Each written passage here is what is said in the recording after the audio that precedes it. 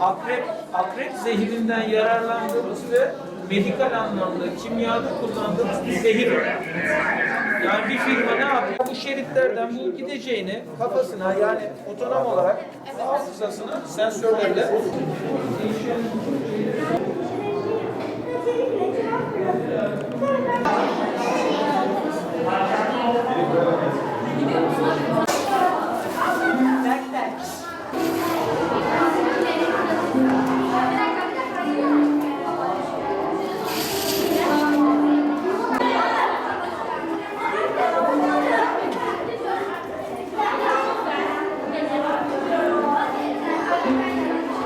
Cizre İmam Hatip Ortaokulu'nda fen bilimleri öğretmeni olarak görev yapmaktayım.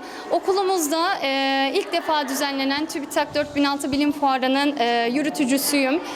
Okulumuzda yaklaşık 2 aydır çok güzel bir çalışma var. Öğrencilerimiz kendileri yaptıkları projeleri çok güzel bir şekilde sundular, kendileri hazırladılar. Biliyorsunuz ki bölge olarak El Cezeri bilim insanı bu topraklardan çıkmış ve bizim de öğrencilerimizin aslında geçmişten bugüne bilimle bağları var. Biz de bu bağları kuvvetlendirmek için onlara bu şekilde yol gösteriyoruz, rehberlik yapıyoruz.